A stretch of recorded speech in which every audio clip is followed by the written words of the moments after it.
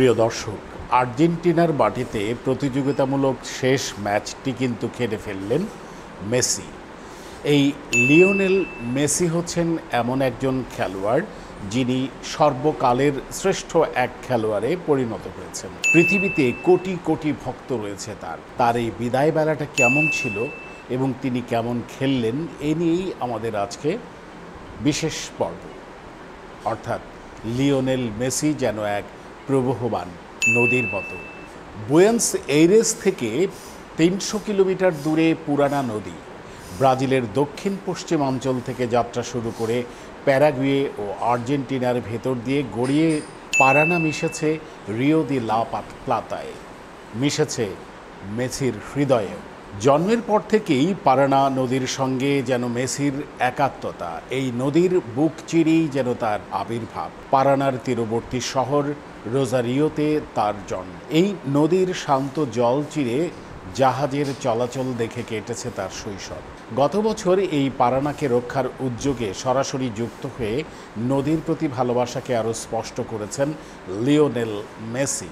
তবে তার সঙ্গে পারানার যোগাযোগ শুধু ভৌগোলিক নয়, মেসির মনোজাগতিক অন্তরঙ্গতার যে মোহনা সেখানেও মিশেছে পারানা। ৫ই আগস্ট ভোরে মেসি যখন বুয়েন্স এইরেসের এস্তাদিও মনুমেন্টালে জাতীয় দলের হয়ে দেশের মাটিতে নিজের শেষ প্রতিযোগিতামূলক ম্যাচ খেলছিলেন, পারানার বুকে তখন কোনো প্রতিযোগিতা ছিল না। শান্ত নিস্তরঙ্গ ধারায় বয়ে গেছে স্রোত।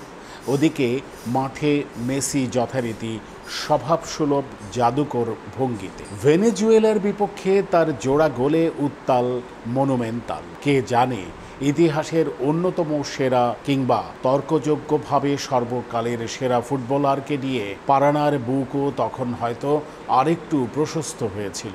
যদিও আবহাওয়ার অনুমতি ছাড়া নদীর বাড়তি উচ্ছ্বাস দেখানোর নিয়ম নেই, কিন্তু কল্পনা তো করাই যায় যে নদী, পাহাড়, সমুদ্র কিংবা বন জঙ্গলের প্রভাব ব্যক্তি মানুষের জীবনে স্পষ্ট। শৈশবে মানুষের বেড়ে ওঠার প্রকৃতির এসব অনুষঙ্গ সরাসরি ভূমিকা রাখে। গভীরভাবে ভাবলে মেসির জীবনেও পারানার প্রভাব তেমনই। দেশের মাটিতে শেষ ধরে নিয়েই তো স্ত্রী সন্তানদের নিয়ে এসেছিলেন মাঠে। জাতীয় সঙ্গীত গাইতে গাইতে ভিজে উঠেছিল চোখ। মাঠে সন্তানদের সঙ্গে দাঁড়িয়ে সেই ভেজা ভেজা মুহূর্তে চোখে বাঁধ দিয়ে আড়াল করতে চাইছিলেন বেদনাবোধ। নদী গতি প্রকৃতিভাবে শান্ত স্বভাবের, এমনকি প্রবল প্রমত্ত নদীরও থাকে একটি গভীর শান্ত রূপ। নিজের সেই শান্ত প্রতিরূপ নিয়েই বছরের পর বছর ধরে সে চালিয়ে যায় নিজের লড়াই। প্রতিনিয়ত বয়ে যাওয়া এবং নিজেকে টিকিয়ে রাখার এই বৈশিষ্ট্যই নদীকে প্রবল এক শক্তিতে রূপান্তরিত করে। এমনকি পৌরাণিক গল্পেও নদীকে দেবদেবীর মর্যাদা দেওয়া হয়েছে। আর নদীর সেই দেবত্বই যেন নিজের মধ্যে ধারণ করে লিওনেল মেসি হয়ে উঠেছেন তর্কযোগ্যভাবে গ্রেটেস্ট অফ অল টাইম, কিংবা এমন এক নদী যার কোনো তল নেই। পারানার মতো জটিল ও কঠিন পথ পেরিয়েই মেসি আজ কিংবদন্তি। মেসির জীবনের গল্পটা এখন অতিকথনে একদমই ক্লিশে, তবু বলতে হয় হয়তো সামনে আরও বলা হবে, যেভাবে এই পৃথিবীতে কিংবদন্তিদের গল্প প্রজন্মের পর প্রজন্ম ধরে টিকে থাকে। সেই যে রোজারিওতে শুরু, বাথরুমে আটকে পড়ার পর জানালা ভেঙে মাঠে নেমে দলকে জিতিয়ে সাইকেল উপহার পাওয়া, হরমোনজনিত সমস্যা, বার্সেলোনা যাত্রা এবং ন্যাপকিন পেপারে সই করে কাতালান ক্লাবটিতে যোগ দেওয়া। মেসির উঠে আসার পুরো পথটাই ছিল জটিল ও নাটকীয়তায় ভরপুর। এমনকি মাঝে একবার তো ব্যর্থতা ও হতাশায় জাতীয় দলকে বিদায়ও বলে দিয়েছিলেন। কিন্তু নদীকে যেমন কোনো বাঁধাই আটকে রাখতে পারে না, মেসিকেও পারা যায়নি। ফিরে আসে মেসি যেন পারানারই প্রমত্ত রূপ। কিন্তু সেটা ভেতরে ভেতরে কারণ লক্ষ্য ছিল একটাই, বিশ্বকাপ শিরোপা। যে ট্রফি খণ্ডন করবে আর্জেন্টাইন ফুটবলের, তার দেবতা হয়ে উঠেও ভক্তদের কাছ থেকে পাওয়া অভিশাপ মনে আছে।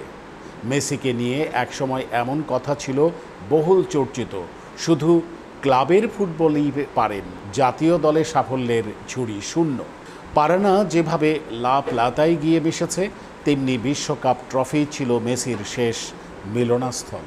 2022 সালে বিশ্বকাপেই সেই লক্ষ্য পূরণ হয়েছে। বিশ্বকাপ ট্রফিতে মিশে মেসি হয়েছেন চিরন্তন।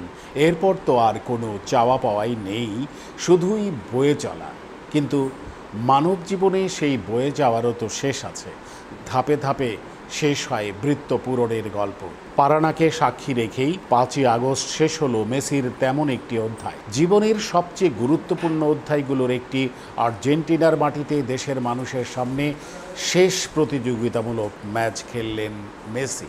আর্জেন্টিনা ফুটবল ফেডারেশন এরপর তাদের এই ফুটবল দেবতাকে বিদায় জানাতে হয়তো দেশের মাটিতে প্রীতি ম্যাচের আয়োজন করতে পারে, তেমন একটা গুঞ্জনও উঠেছে আর্জেন্টাইন ফুটবলে। সেটা হোক বা না হোক, মেসি আজ যে সত্যের ভেতর দিয়ে গেলেন সেটা কি তার অজানা ছিল? দেশের মাটিতে শেষ ধরে নিয়েই তো স্ত্রী সন্তানদের নিয়ে এসেছিলেন মাঠে। জাতীয় সঙ্গীত গাইতে গাইতে ভেজে উঠেছিল চোখ।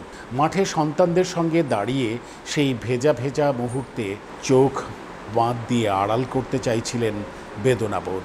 গ্যালারিতে তখন কৃতজ্ঞতার স্রোত।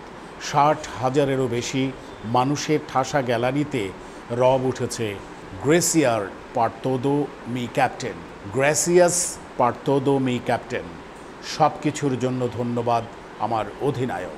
ব্যানারেও অনেকে লিখে এনেছিলেন এই কথা। মেসির কি তা চোখে পড়েছে? দেখার পর কি চোখ পুড়েছে? আচ্ছা, তার জন্মভূমি এই আর্জেন্টিনাই তো সেই দেশ যেখানে মেসিকে বাতিল ঘোষণা করা হয়েছিল। শুধু আর্জেন্টিনা কেন, পৃথিবীর আরও অন্যান্য দেশের কত ভক্ত বলেছেন মেসি শুধুই বার্সেলোনার। সেই কলঙ্ক মেসির পথ চলাকে করে তুলেছিল আরও কঠিন। কিন্তু মেসি যেন পারানা নদীর পাড়ে পড়ে থাকা কোনো ঝিনুক। আজ ভেতরে ভেতরে ঠিকই বিষের বালি নিয়ে মুখ বুজে মুক্তা ফুলিয়ে গেছেন, আর মুঠো মুঠো ভালোবাসা পাচ্ছেন তার প্রতিদানে।